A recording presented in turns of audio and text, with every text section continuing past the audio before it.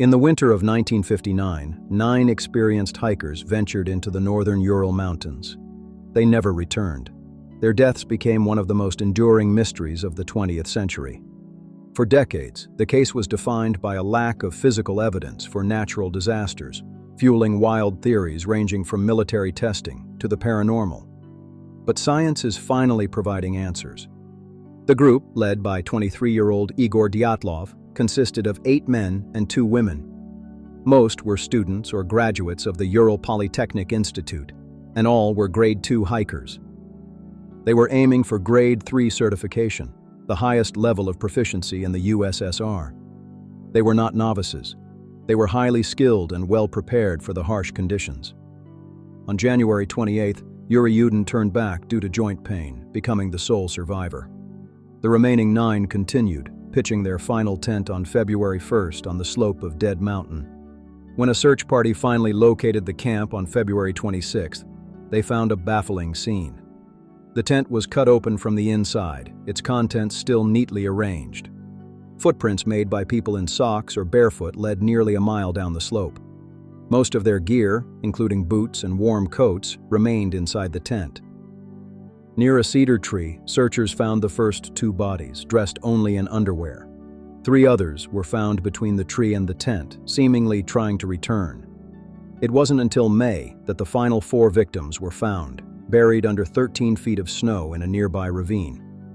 Their discovery only deepened the mystery. Autopsies revealed catastrophic internal trauma, massive skull fractures and major chest injuries. Yet remarkably, there were few external wounds to explain them. Lead investigator Lev Ivanov famously concluded the hikers died due to an unknown compelling natural force. The case was closed and classified for decades. Crucial evidence fueled the mystery. Why did they cut the tent from the inside? Why leave their warm gear in negative 40-degree temperatures?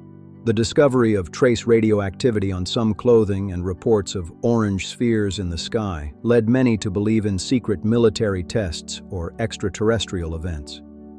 The absence of tongues and eyes in some victims was presented as a sinister detail, though most experts now attribute this to natural decomposition and scavenging. For 60 years, theories flourished: Yeti attacks, secret weapons, and infrasound. However, none of these claims are supported by factual evidence. Initial investigators dismissed an avalanche. The slope seemed too gentle, and there was no visible debris. But they were looking for a traditional massive slide.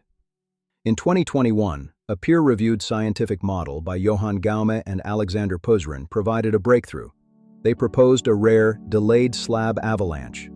The hikers unwittingly triggered the event by cutting into the snow to level their tent.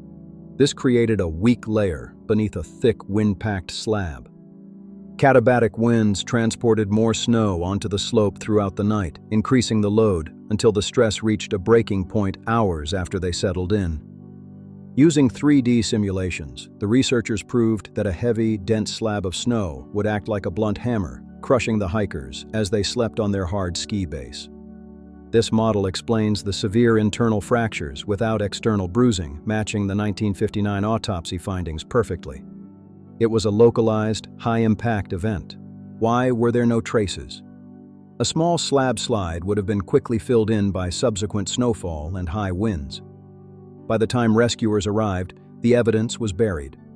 Recent expeditions have confirmed that the slope is steeper than initially thought, and that small slab avalanches occur regularly in this specific region. The evidence points to a rare natural disaster. A slab of snow forced them to flee into the night, where they ultimately succumbed to the cold and their injuries.